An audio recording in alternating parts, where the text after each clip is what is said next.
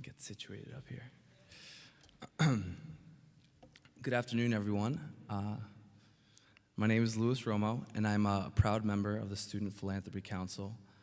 And sadly, this will be my last semester here at Syracuse because this May I'll be graduating with my master's in biomedical engineering.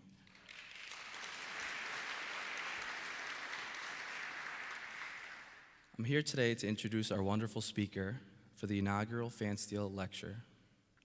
And after reading his book, I realized why I was given this honor to share my story with you today.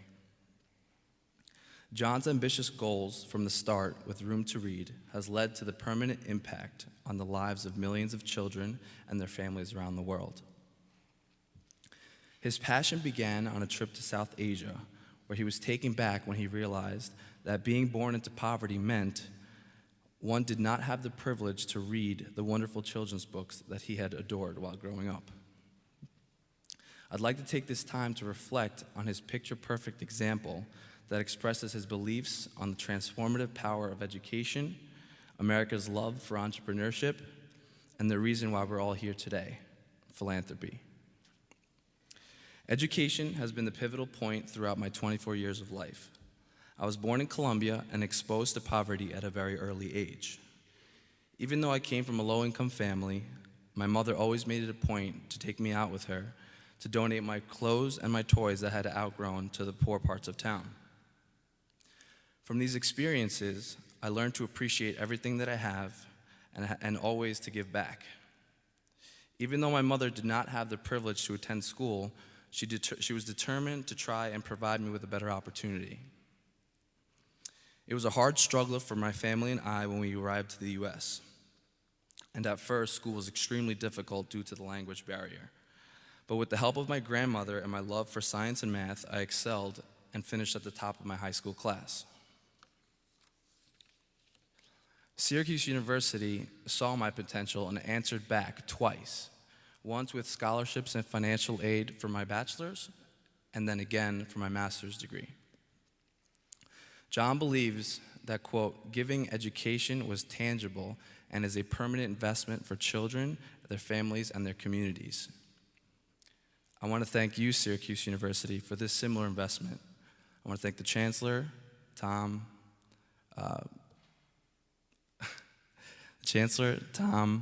and Provost Spina, who were directly involved with my second scholarship.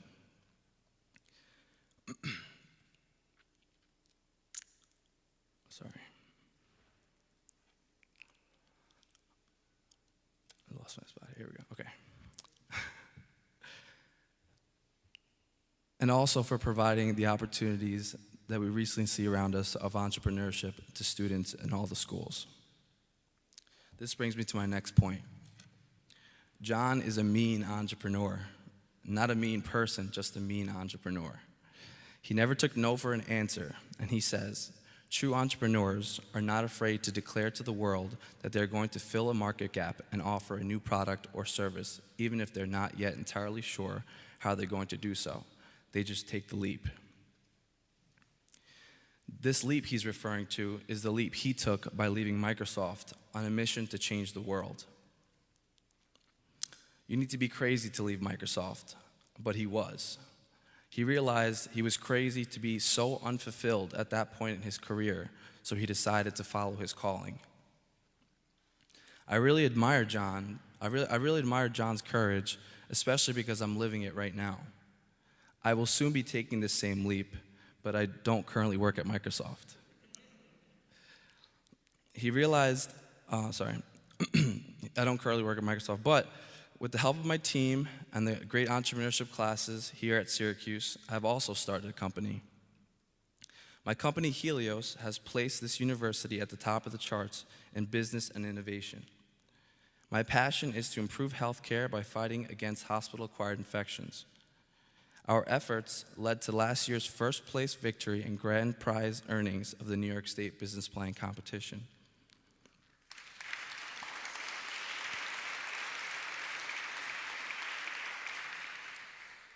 Shortly after finishing the Student Sandbox Incubator last summer, Helios was nominated within the top 50 most promising startups globally out of 60 countries from the Kauffman Foundation. And even then, after that, we also got an invitation to the White House. And it was a lot of fun. And this all brings me to my last point, and the reason we're all here: philanthropy. What does philanthropy mean to you, and how will you leave your mark? To me, it's the donation or giving back of one's resources. For example, you can give back time, you can give back opportunities, you can give back experiences, you can even give back books. And this is what John did. If it wasn't for him and philanthropy, millions of children would never get the chance to open a book or sit in a classroom. Just imagine your lives never having anything to do with school or books. It would be completely different. This is why I bring up my company. Not only am I passionate about healthcare, but at first, I'd like to give back in ways I know I can. One of my biggest goals is to support my family, not only at home, but my family here in Syracuse. I'd like for my company to serve as a direct outlet for internships, to train students in technical skills and prepare them for industry. And if at the end of the day, I can give back financially, I certainly will, because I want to make sure that every student that comes after me can realize and accept all the opportunities that Syracuse has provided to me. Before I call our speaker up, I'd like to make an announcement. In celebration of Philanthropy Week and my last semester here at Syracuse University, the opportunity to present today and introduce our speaker really touched me. And it brought me to a place where I felt almost like I had to act. And therefore, on behalf of my partners and Helios Innovative Technologies, we will be funding a Room to Read library in the honor of Syracuse University and the Student Philanthropy Council.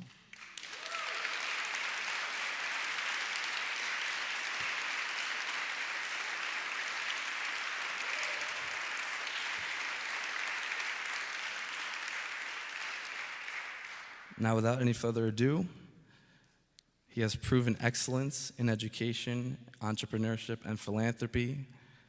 He combined them all and made it his life mission. He's built over 1,500 schools, over 13,000 libraries, and has forever impacted the lives of millions of children and their generations to come. Ladies and gentlemen, Mr. John Wood.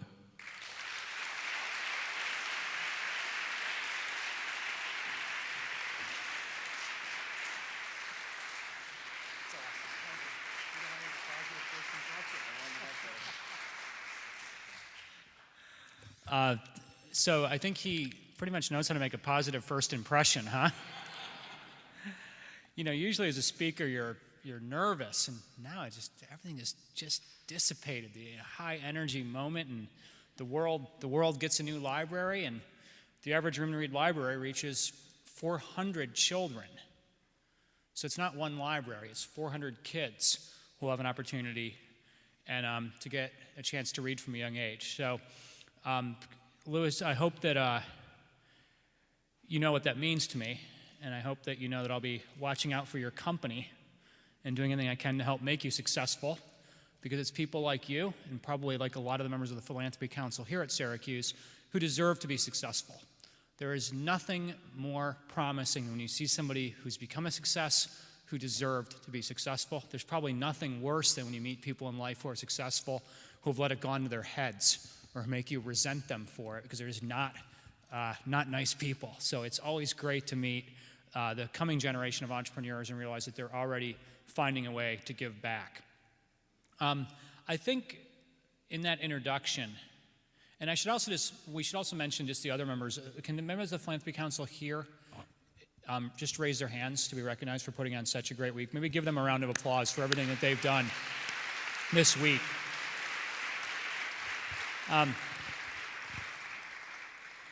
You know, during those opening remarks, you know, I thought about the fact that all of us have a story somewhere in our lineage of an ancestor who busted through that cycle of poverty.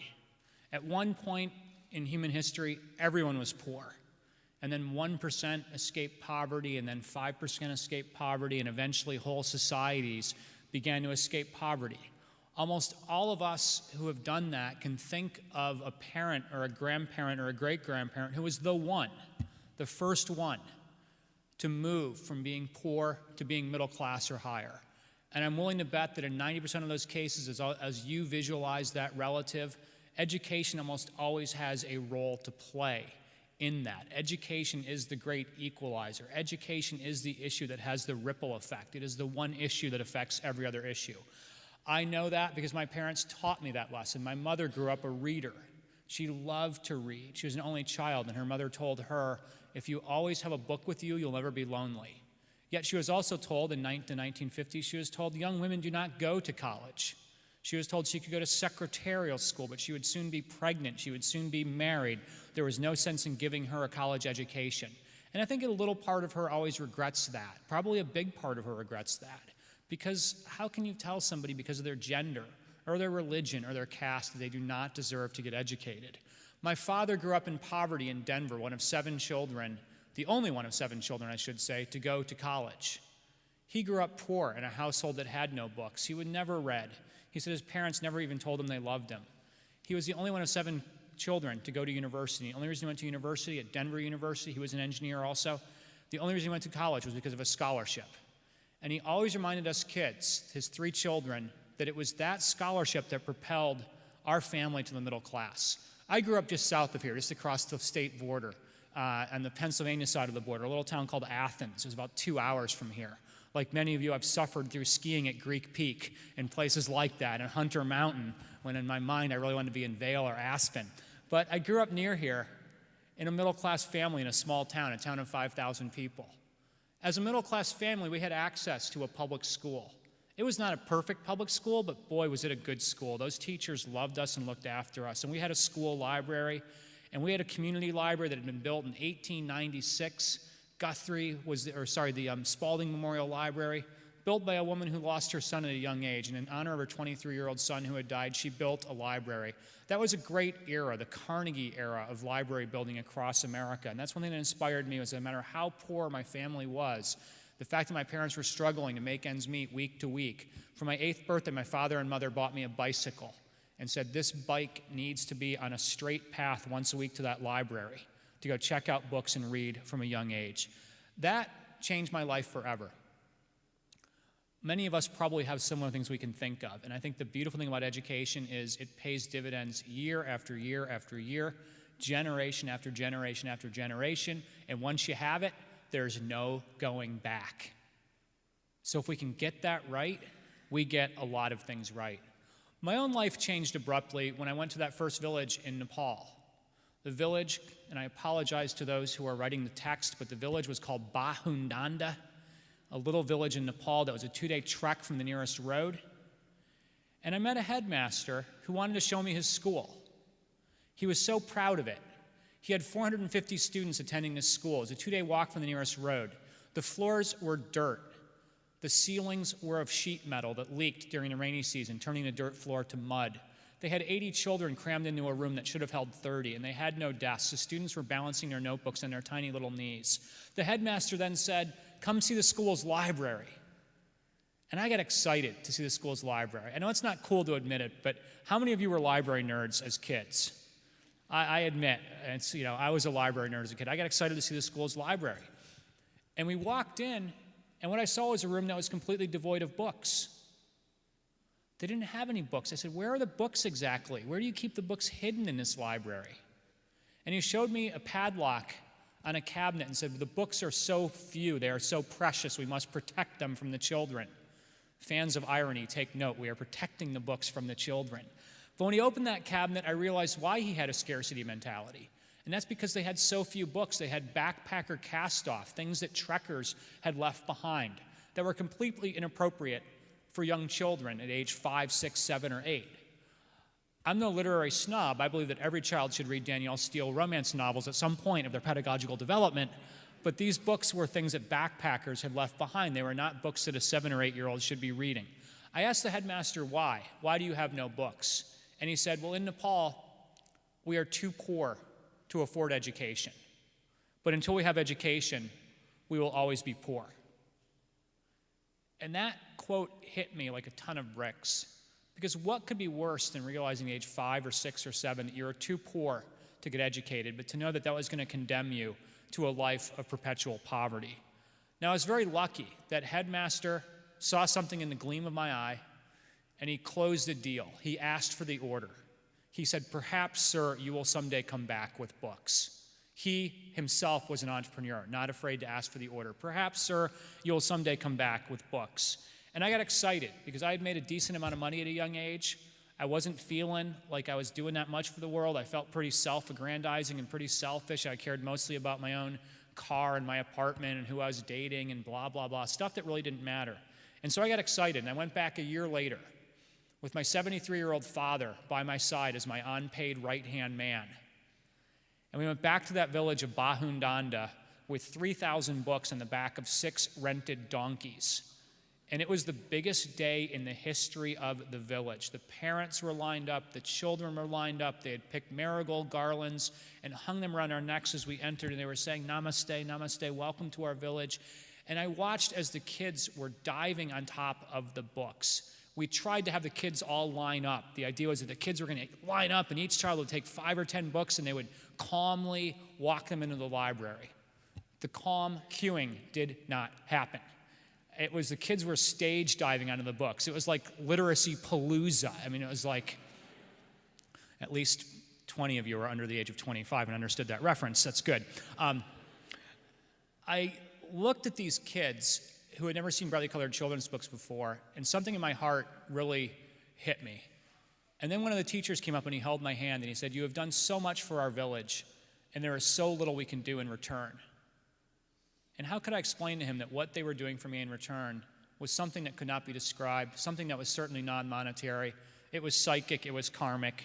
It really just absolutely blew me away. And that night, I sat down with my dad at our little bati, the Nepalese tea house. We were having a beer, debriefing in the day, and I said, "Dad, this is a drop in the ocean. This is one library. This is 450 kids impacted. This is nothing. When you look at the world today and realize how much this is needed, I've traveled enough to know that this is needed in Cambodia, post-Khmer Rouge, it is needed in Vietnam, it is needed in India, it is needed in South Africa, it is needed in all of the world's poorest countries, where there's not just poverty, but there's poverty of opportunity." And I declared then that that was my game over moment, that I would leave Microsoft and that I would become the Andrew Carnegie of the developing world. That Carnegie gave America a great gift when he opened 2,500 libraries. I want to do something similar for the developing world. And I went back to Beijing, where I was Director of Business Development for Microsoft's Greater China region. This is May 1999, the height of the technology boom. And at that time, leaving Microsoft to go devote yourself to being a do-gooder is probably equivalent to today saying, "I'm not going to stick around Facebook for this IPO. I don't need it. I'm going to go do something different." It seemed like it was crazy. People told me I was absolutely crazy because I was losing my status. And one of the things that's amazing when you're an adult is when you go out in the world and you meet somebody at a dinner party, the first thing that adults ask each other is, "What do you do?" And I was going from saying, I'm Director of Business Development for Microsoft's Greater China region. I cover the 3 Chinas. I'm number 2 in the region. And people kind of nod and they want to take your business card. They want to get to know you, maybe do a deal with you, stay in touch. All of a sudden, I was saying, I deliver books on the back of yaks in rural Himalayan villages. And at that point, you're left standing alone at the chip dip. Nobody's competing against you at the chip dip. And maybe it was a little bit crazy, but I think it's the crazy people who make change happen. Andrew Carnegie's notion was crazy, that he was going to eliminate the idea that if you were poor, that meant you did not get access to books or knowledge. Steve Jobs had a lot. If anybody's read Walter Isaacson's brilliant biography of Steve Jobs, if you haven't, you should. It's an amazing book. A little bit crazy. Mark Zuckerberg, a little bit crazy, dropping out of Harvard and stuff.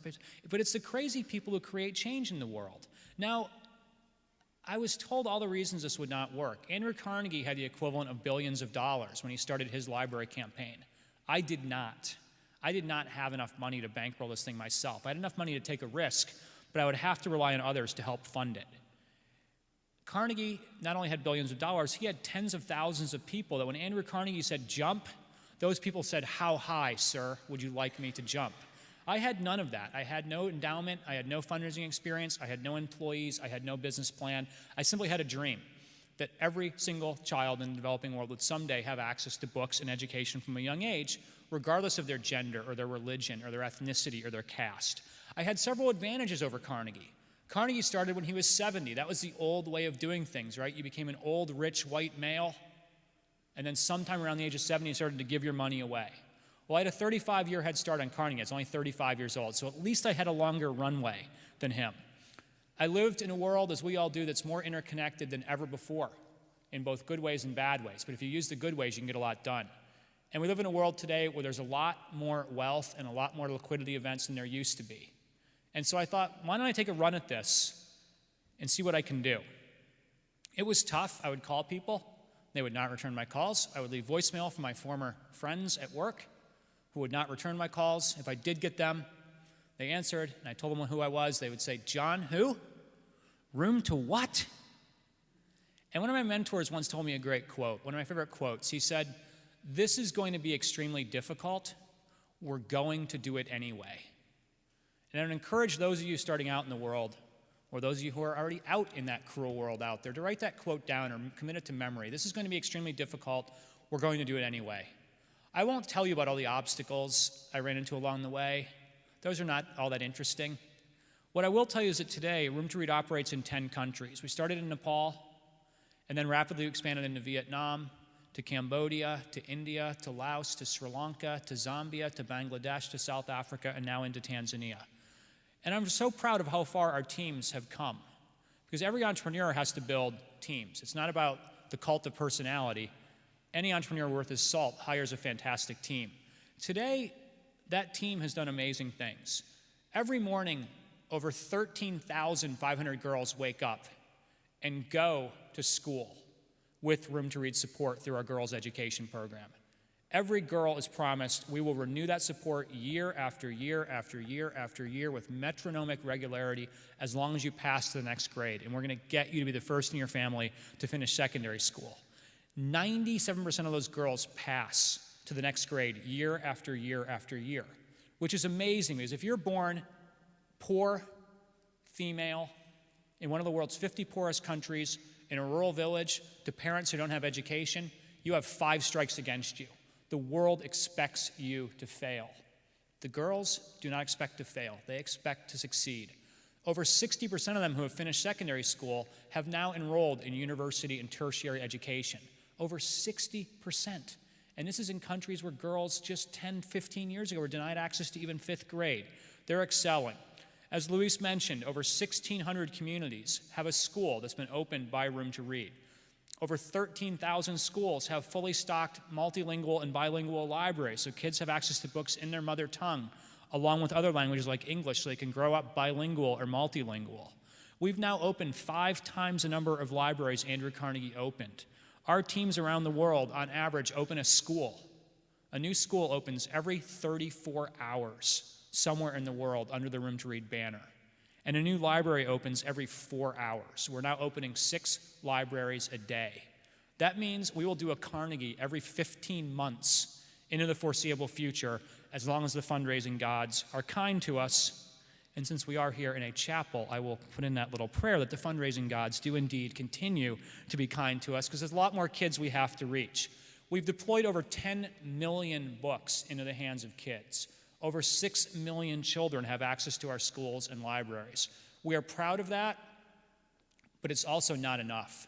It's not even close to enough. We have to take a deep breath every day, and I always tell myself, you're allowed to congratulate yourself for about 6 nanoseconds a day, and then it's get your butt back to work, pal.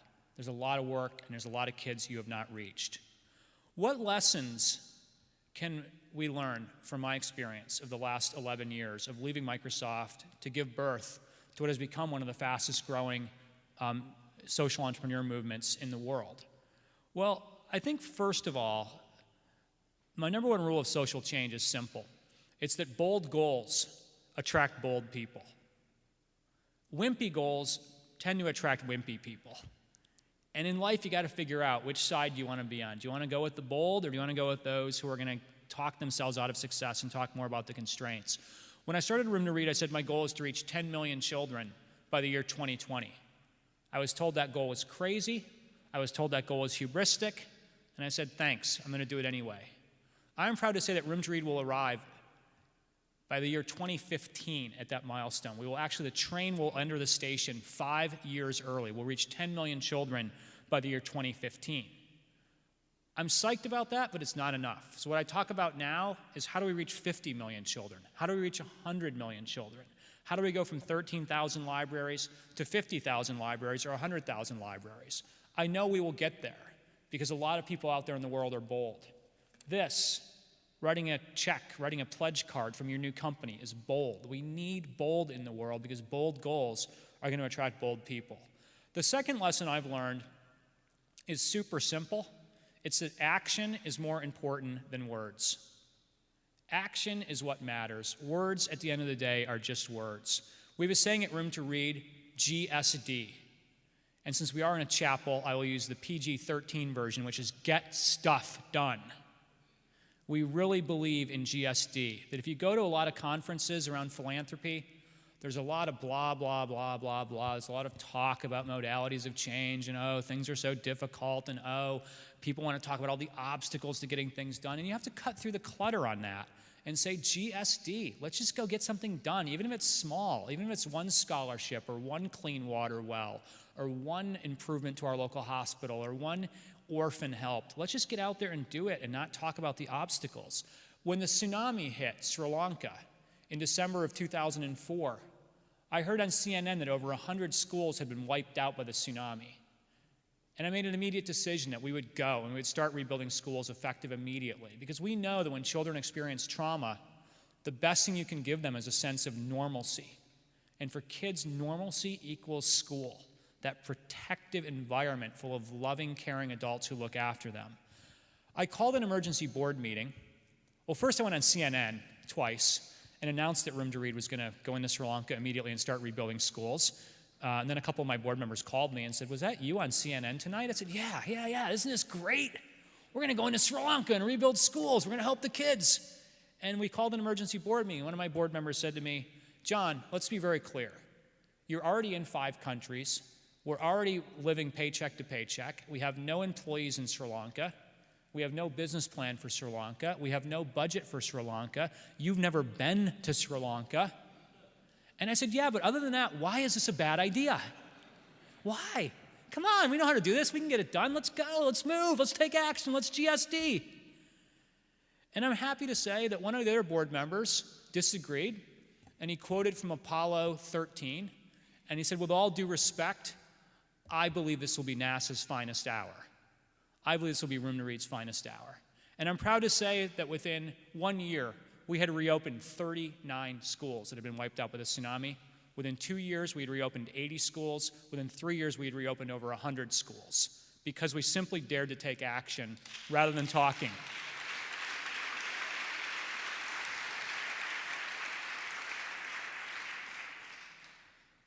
So anyway, you can use that in meetings, GSD. Faculty meetings, perhaps. That might be something you might want to dust off at some point. The third thing I've learned is very simple. Do stuff that scares you. You have to make a decision in life early whether you're going to do stuff that scares you or whether you're not. Whether you're going to take a really safe and conventional path that does not involve risk-taking, or whether you're going to dare to take some risks. One of my friends, Craig Herb, who leads the Washington, D.C. fundraising chapter of Room to Read, he always says, you know, you can play to win or you can play to not lose. And a lot of people in the world play to not lose. They play it safe. You see it all around you. You see adults who lack passion for what they do, people who are going through the motions, people who are sleepwalking through life, people who are doing something that they're not happy about. Fly on American Airlines, you can see it every day. Those people don't like their jobs. Well, why are you doing that? If you don't like people, don't be in a people-facing business. That's pretty simple, isn't it? Sinclair Lewis wrote a classic novel in 1920 called Babbitt, about George F. Babbitt, who is the most incredible character in literature. He was the total conformist. And at the end of the book, George F. Babbitt, getting near his latter years, and he pulls his not very promising son Theodore aside to give him a piece of advice, and he says to his son, all my life, I was never able to do what I wanted to do. What a sad statement. We have to get out there and take a few risks and do stuff that scares us. I was afraid to write a book. I wrote a book called Leaving Microsoft to Change the World that was published in 2006 because my mother told me I needed to write a book. Oh, John, your story is so great. People are going to love it. And I said, we used to have a saying at Microsoft when somebody had a crazy idea, we used to say, that's a great idea. You'll sell dozens. And this felt like a great idea. We would sell one to my mom and one to my dad and one to my sister. And we done with it, but I just kept getting pushed. And friends said, oh, it's such a great story. You quit Microsoft. You followed your passion. And I didn't think this was ever going to happen. And then one day I got a call from my literary agent. I didn't know I even had a literary agent. He said, oh, I'm repping you. This is great. I'm excited. And then 6 months later, we sold our book to HarperCollins. It was published in 2006. And then Oprah's people read it. And all of a sudden, they were saying, you have to come on Oprah. Oh my gosh, there's something that I'd rather not. I was scared, right? I was in Oprah's green room watching her and the first guest, and she and the first guest didn't really get along very well. It wasn't going very well. And I was like, oh no, this could be a bad day. I'm the next guest. What's going to happen? And just at that member, one of my board members texted me. She wrote, John, don't screw this up. I was nervous about that, but I went on. And after 20 minutes together, Oprah stood up and she said, we have to help John in this vision of opening libraries all around the world. And I want to announce Oprah's book drive. She pointed at the camera and said, go to my website. $10 equals 10 books, $50 equals 50 books, $100 equals 100 books. Do it now for the love of reading. My heart's going, ba-bum, ba-bum, ba-bum, ba-bum, ba-bum. I heart Oprah. This is going to be great. Meanwhile, all 8 of our dedicated servers have crashed with donations. Oprah brought down Livestrong's servers. She brought down Room to Read servers. She raised $3 million for us because I had the courage to say, forget about being nervous. I'm going on, and I'm not going to screw it up. So, and the crowd goes wild. I think the statement is do things that scare us. I had a number of our investors in Room to Read who said, I can't explain my story, your story, to my 5-year-old or my 6-year-old. They don't understand what I do. What do you mean, Mom, kids in Nepal don't have books? Dad, what do you mean kids in South Africa don't have libraries? I don't get it, because kids think the rest of the world looks like their world. So somebody said, you've got to write and publish a children's book. And I said, I don't, that's outside my comfort zone. I don't know how to write a children's book. You have to do it anyway. I realized it scared me. And I'm proud to say now that there's over 25,000 copies of Zach the Yak with books on his back in print. And we're selling this as a social book. Republic of Tea, Ron Rubin, a Syracuse alum, started the company, is funding the book. And we're able to sell it. $10 equals 10 books. $20 equals 20 books. One Zach equals 10 books for kids in the developing world. So do stuff that scares you. Lesson number 4, and don't worry, for those of you who have dinner plans, there's only 7 lessons, I can assure you. But lesson number 4 that I take out of my own experience is that philanthropy works best when people invest in their own solutions, or people co-invest in their own solutions. What I mean by that is very simple. Free is not valued. Too much of philanthropy in the developing world is about turning the local people into passive aid recipients. It's dumping surplus grain on a community that is malnourished rather than actually teaching them to go out and have more effective farms. It is collecting a bunch of used t-shirts and sending them to Africa by the millions. And then a local entrepreneur who wants to sell clothing, perhaps clothing that actually is more traditional, is priced out of the market because all of a sudden there's all these free t-shirts out there. There are well-meaning groups that go in the developing world and say, step aside, local people. We're here to build a school for you.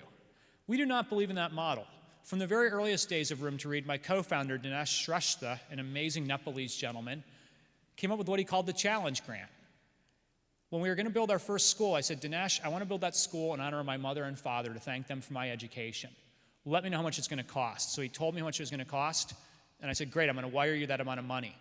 And he said, no, wire me half that amount of money. I'll challenge the community to donate labor. I'll challenge the community to donate land. I'll challenge the government to provide the teachers and pay for them. I still send them the same amount of money. I said, build 2 then.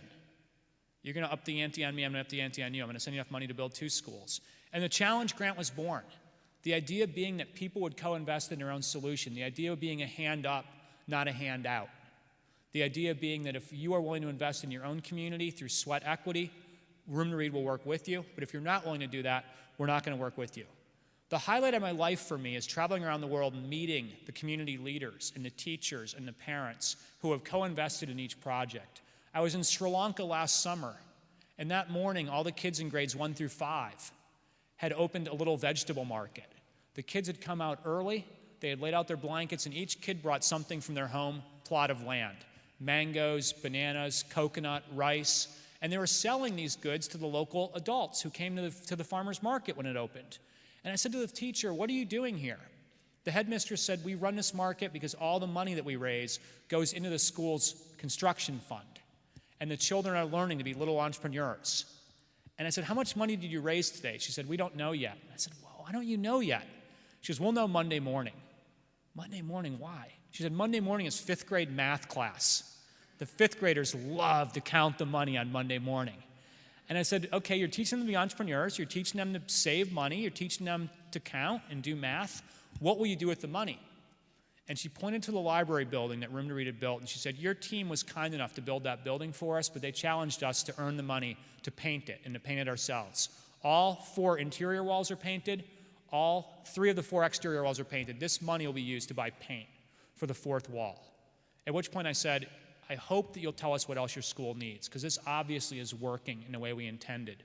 About 2 weeks later, I was in Zambia, an incredible country in Africa. If you ever get a chance to travel there, go. If the rest of Africa worked like Zambia does, there'd be a lot less poverty in Zambia.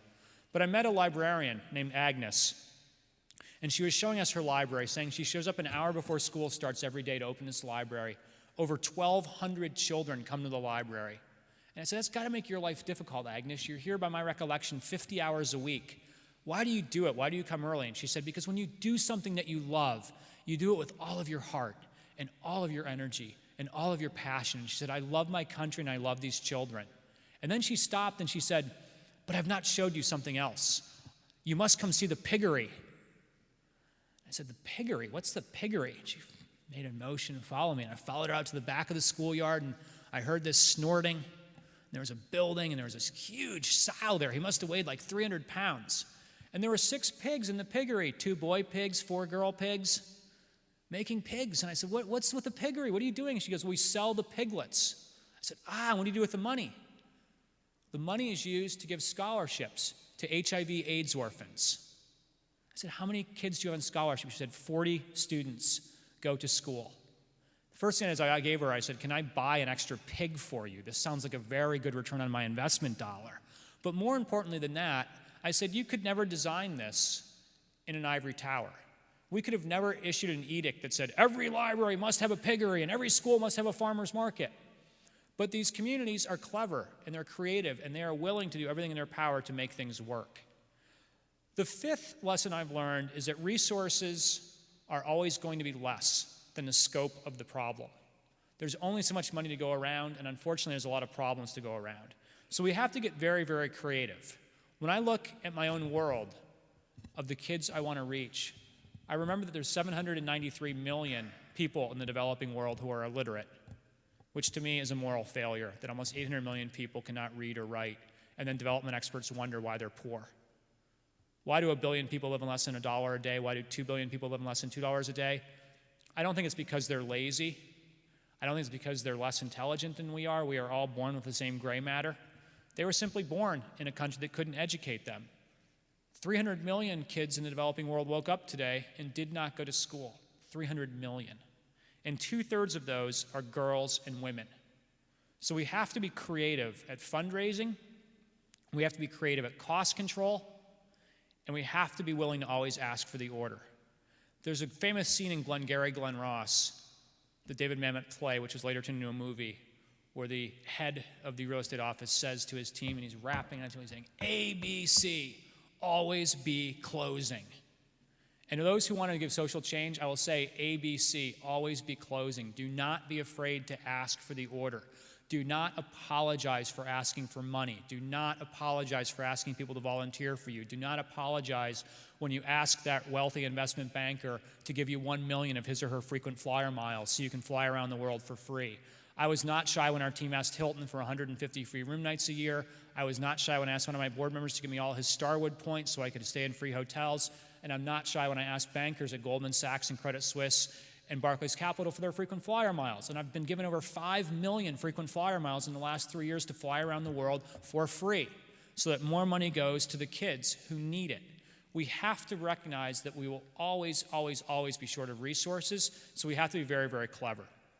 The sixth and penultimate lesson I've learned is that the skeptics are often wrong. There is no shortage of people who will tell you all the reasons something will not work. And I guarantee you that if we took one idealistic student here who had a dream and we paired them with, let's say, 20 adults, let's say people my age or higher, and they explained their dream, 80% of the feedback would be all the reasons it wouldn't work, all the obstacles they'd run into, and probably about 20% would be encouragement. It's a great idea. How can I help? Who in my network can I connect you to? The skeptics, however, are often wrong. When I set out to be the Andrew Carnegie of the developing world, I had so many people tell me the reasons it wouldn't work. When I decided that we would also become the Dr. Seuss of the developing world and start publishing literature for children in languages that had never had it before because the parents were too poor, so the publishers didn't publish, I had all kinds of people tell me why it wouldn't work. When we lacked money, I had great advice from one of my mentors, Fernando Reimers, a professor at the Harvard Graduate School of Education. He said, John, entrepreneurs and social entrepreneurs are people who do things with resources they do not yet have. Go out and do it. You'll figure it out along the way. You will find the resources. Just be relentless. And my number one rule of listening to skeptics is simple. Give them about 30 seconds. Take away what you can take away, because there will be some things you might be able to learn. But always remember my favorite quote from Voltaire. Voltaire said, "Nobody ever erected a statue in honor of a critic.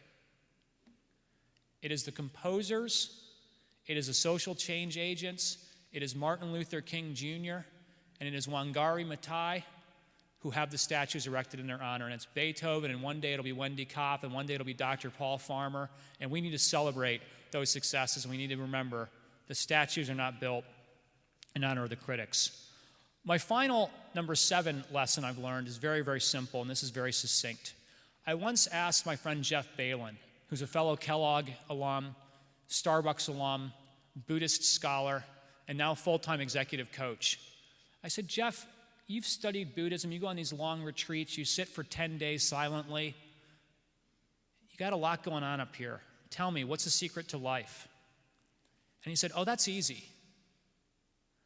Figure out what you want to say in your deathbed and work backwards from there.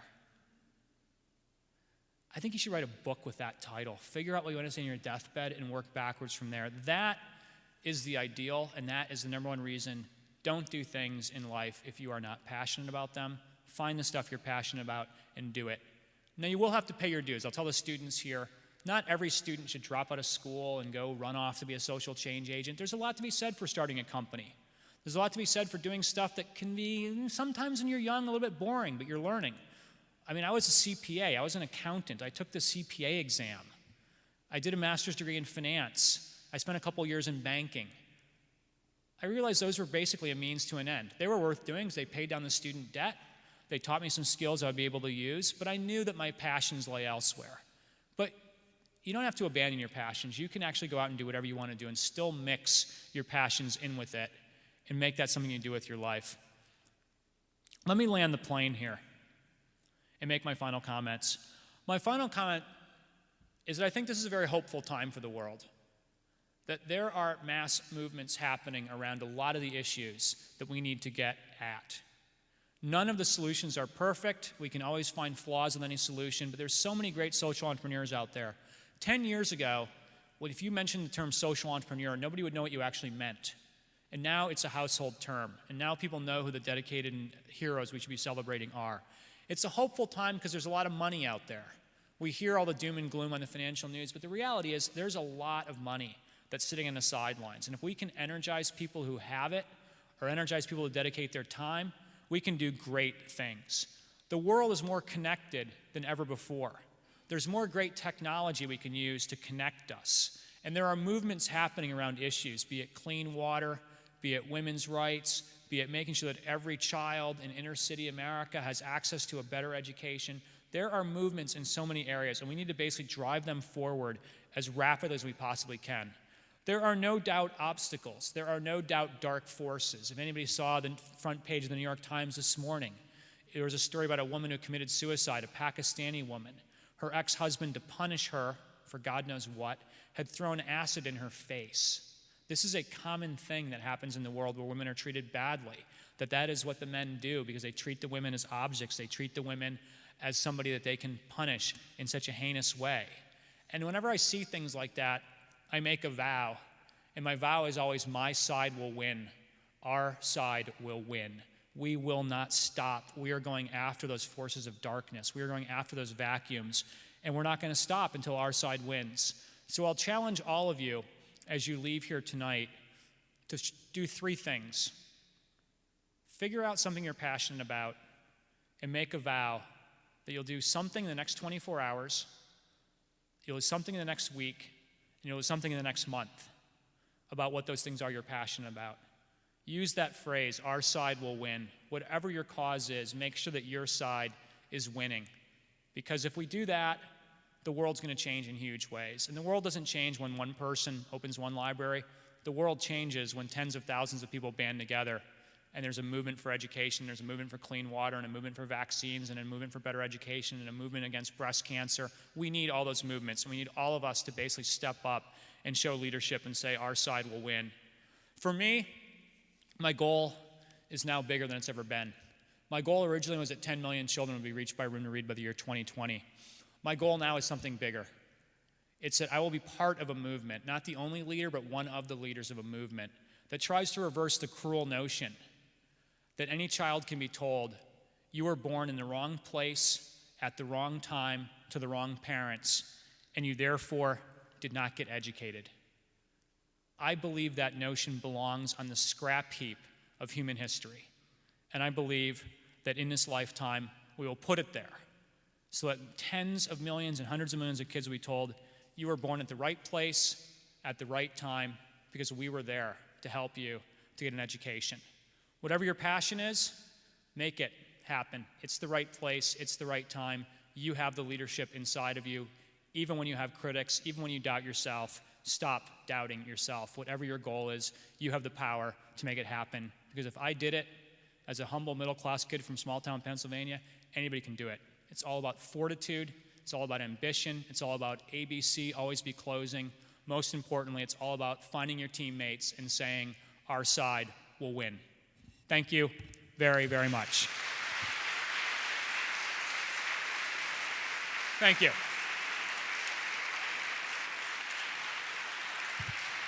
Thank you.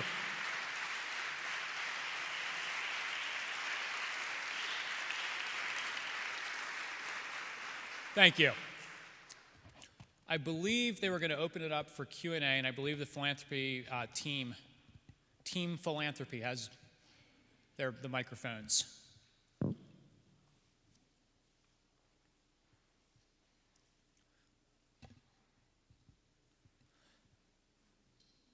This is a very awkward moment for a speaker when not a single person has a question. Okay, I'll break the ice. I wonder what you're thinking about as fewer and fewer books are printed. And if there's a digital divide, and no longer a digital divide in this country, there certainly must be in the world. So how does that affect you as you think down the road 10, 15 years? Well, I mean, if we do the math right, 15 years from now, we should have probably 25 to 30,000 libraries open.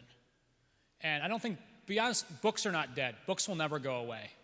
Books should never go away. Books will never go away. Right? There will be ultimate forms of delivery, and I think we should be platform agnostic. The important thing is that people learn to read, people develop a habit of reading, and people continually expand their mind. My hope is that if we have 40,000 or 50,000 libraries, that every one of those will still be a print-rich environment, because kids connect with books that way, but there also will be other tools available. The biggest challenge is that technology doesn't work very well when you're out in rural Cambodia or rural Zambia where there's no electricity and there's no data grid or wireless grid And I know, having worked at Microsoft, right, operating systems break down, hard drives crash, operating systems need to be upgraded. Technology can be a very expensive solution. Books are a low-cost solution. It costs less than $1 to print a children's book in Khmer or Vietnamese or Lao, Setswana, Zulu, Xhosa, all these different languages we print in. So right now, I actually think that technology is many times putting the cart before the horse.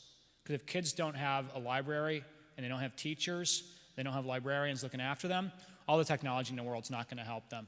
So I think we'll get to that place, but I think that with 793 million people illiterate, the world still needs a lot of libraries and a lot of books. And I'll say, and this is, I know, sir, you're not implying this, but I will say that sometimes people say to me, well, aren't libraries obsolete? Aren't books obsolete? And what I always say is, I've never been asked that question by a poor person.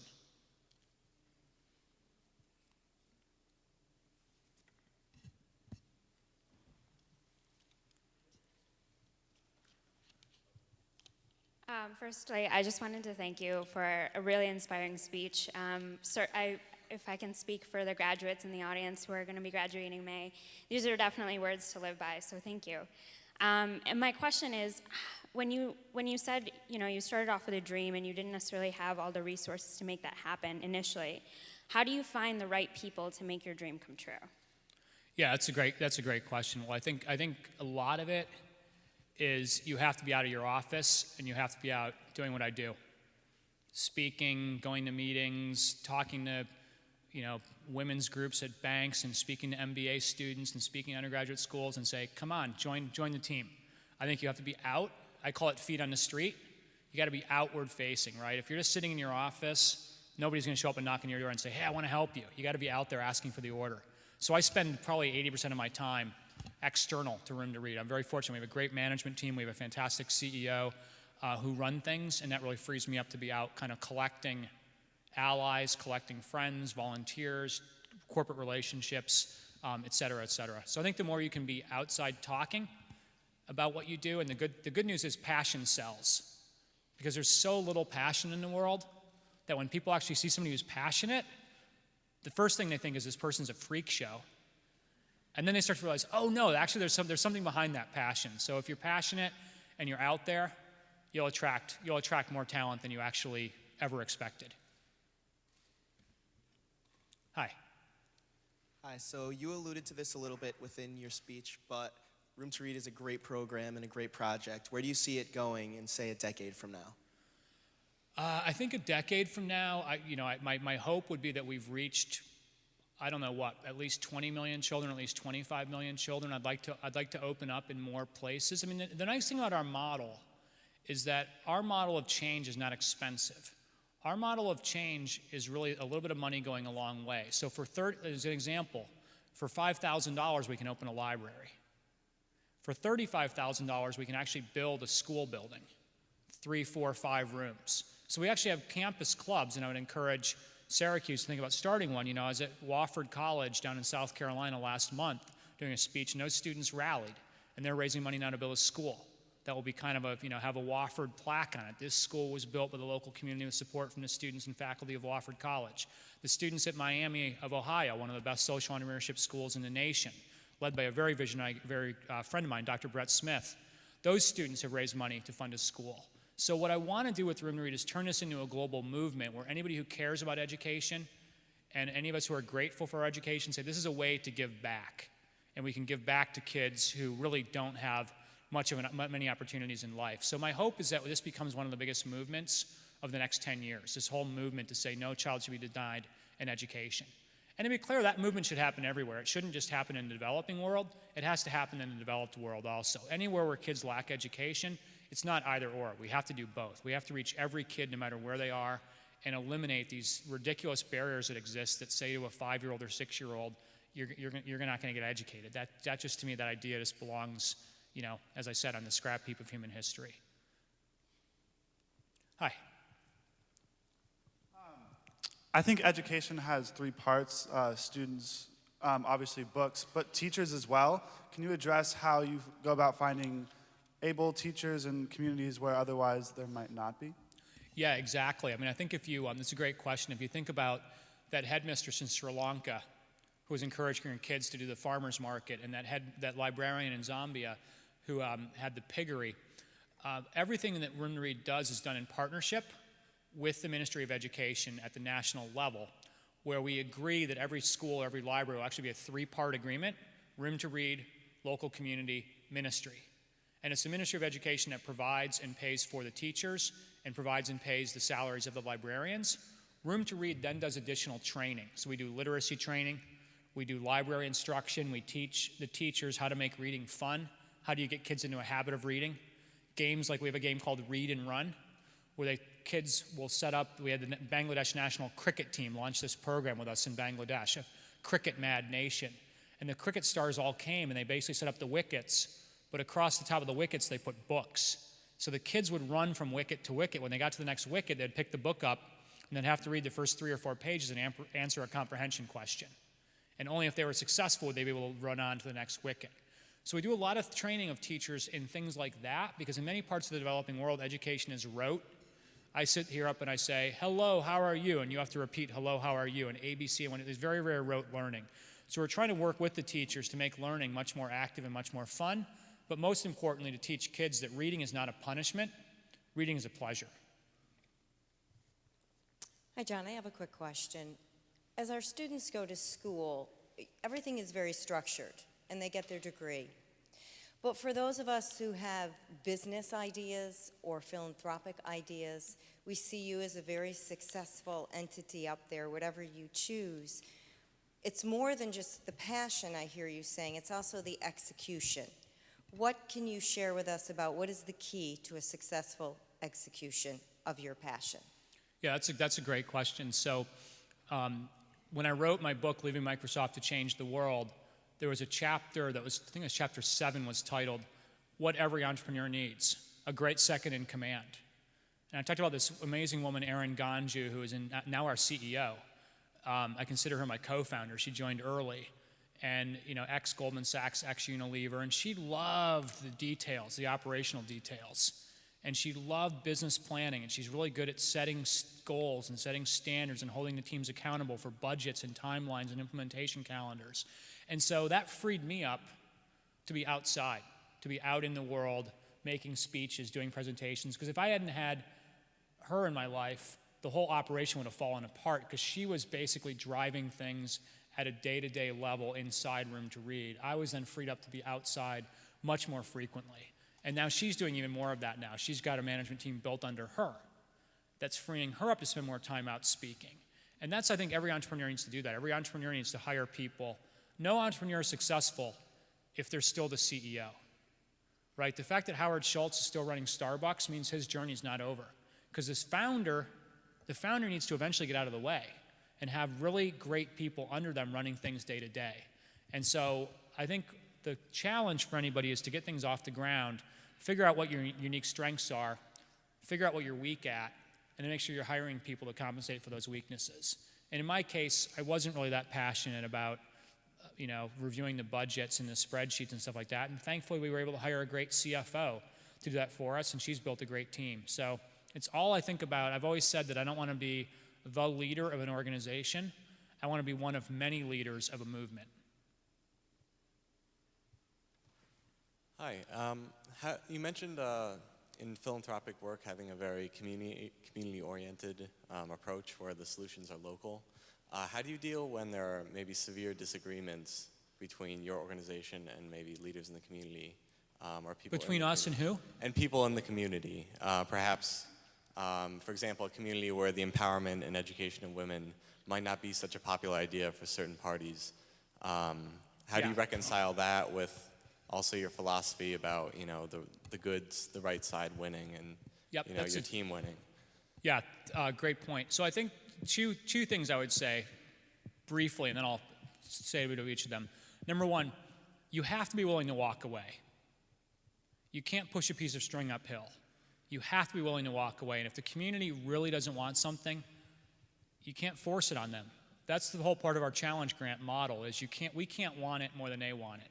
And if the community's not willing to work for it, we don't do it. Now that being said, we do agitate. We have people on our staff called social mobilizers. and they do exactly what it sounds like they're doing. They get in and they kind of agitate a little bit and say, come on, this is ridiculous that girls aren't going to school. We had one village, or one cluster of 7 villages in Rajasthan in northwest India, and our team, heavily Muslim areas, and our team went out and found out that not a single girl was in grades 8, 9, 10, 11, or 12. And this is in a cluster of 7 villages.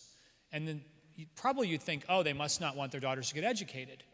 That wasn't the case at all. By asking some smart questions, our team found out they didn't go to school because there were no female teachers in grades 8 through 12, and according to their religion, girls at that age should not be alone with men. They should have women who are also in the room as adults. Well, that was a relatively easy problem to solve. Our team went, lobbied the Ministry of Education, and all of a sudden they had female teachers in the school, and now over 500 girls are enrolled in grades 7 through 12 in that cluster of villages. So from 0 to 500, because our team went and asked the right questions and then said, GSD, let's go find female teachers and alleviate that problem.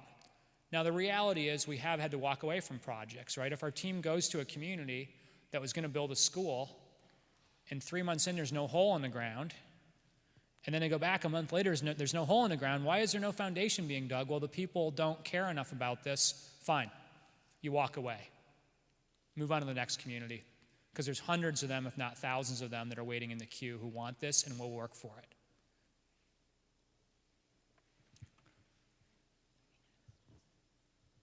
I know there's a fine line in social entrepreneurship between being a for-profit and not-for-profit. What are the benefits of being a not-for-profit?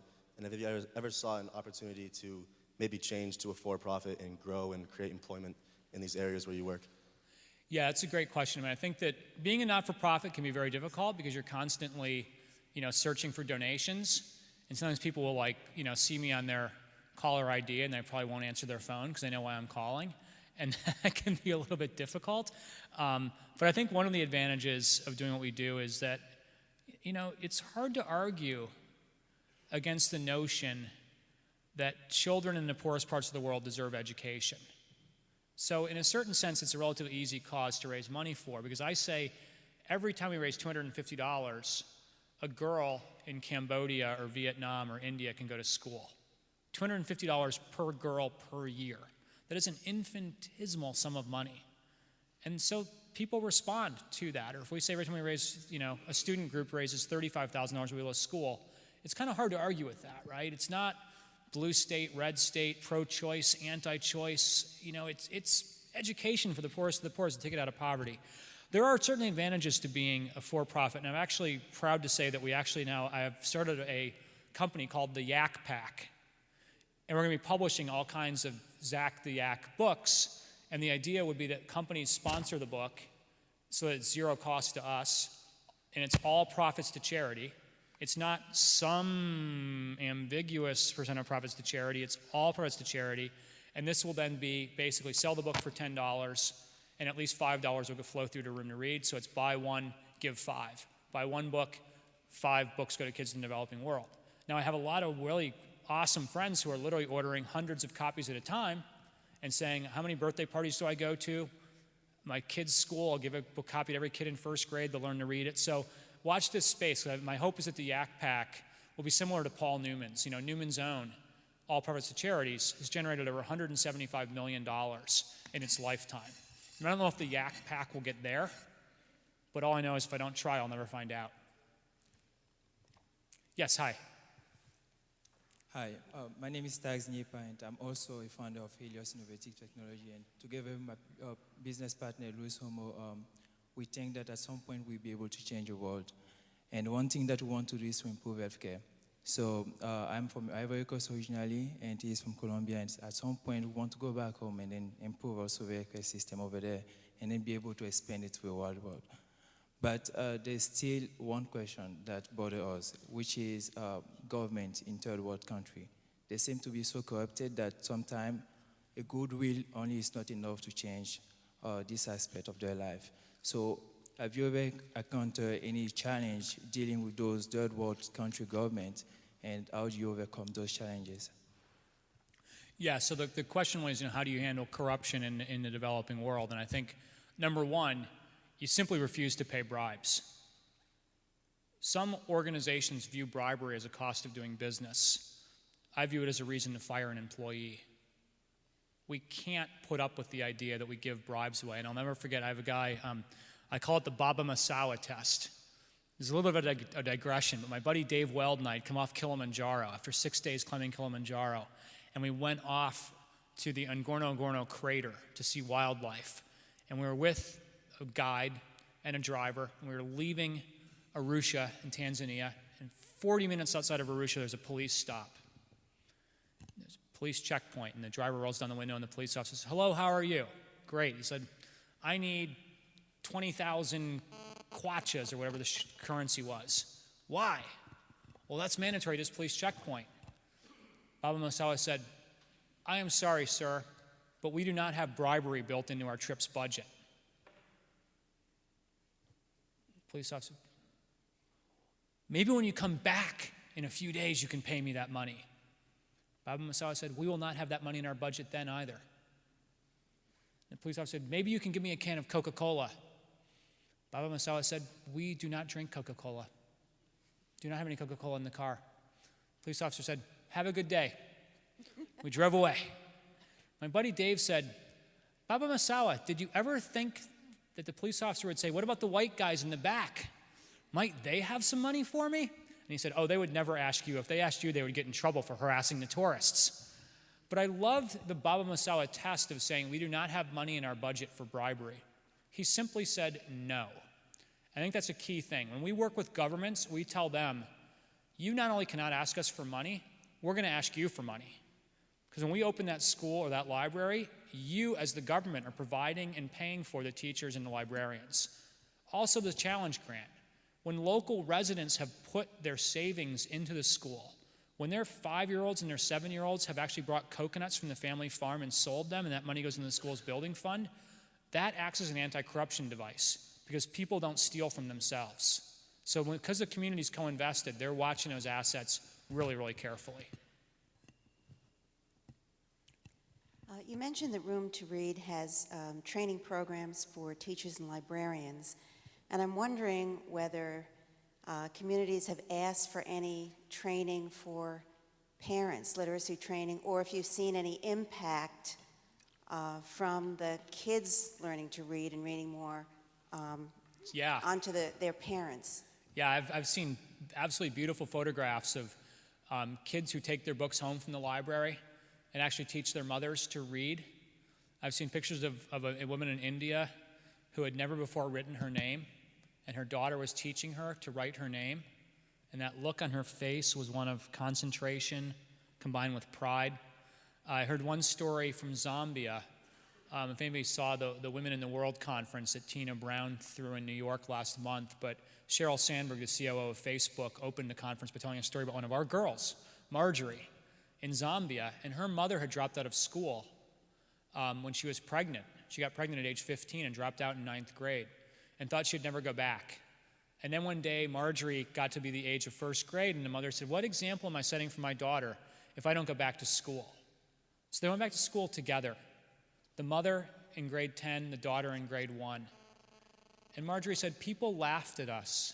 People laughed at my mother for going back to school and being here. She is 30 years old and she's in grade 10. My mother said, it does not matter what they say about us. It only matters what we think of ourselves." And her mother's now in college. And I think that the spillover effect, we don't design it in, but it happens. And it happens a lot. And that's, I think, really, really inspiring. I think we have time for about a couple more, do we? I don't know who's moderating. Okay. Good evening. As a social entrepreneur, how do you go about selecting, or choosing where to direct your philanthropic efforts? Is it based on, your passion, feasibility of the project, like what? Because there's so many world issues, yes, both domestically and and abroad. So I'm just wondering, like how you go about kind of choosing which one you want to direct your efforts. So. Yeah, I would look at it. I would look at it through a couple of lenses. First is what are you passionate about?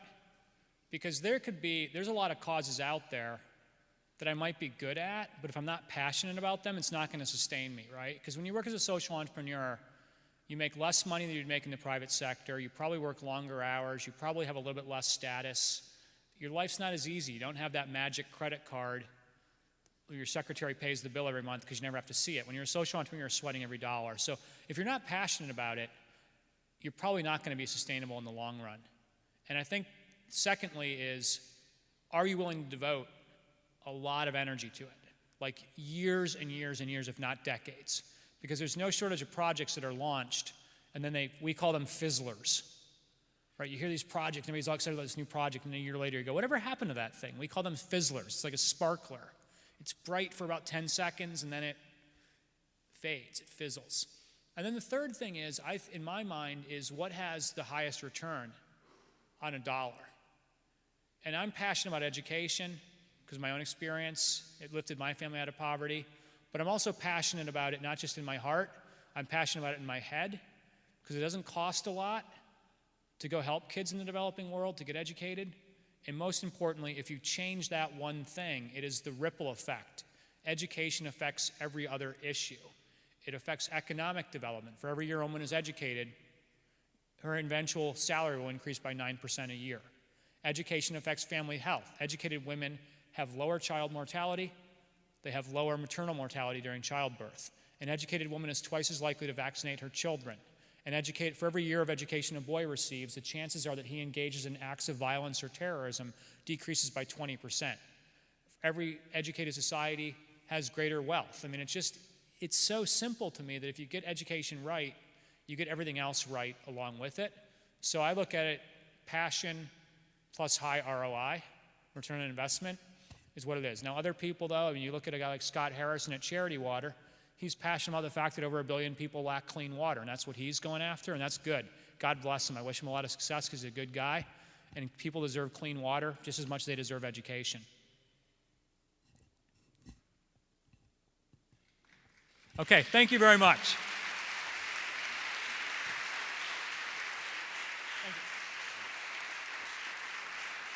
Just one last round of applause for John Wood.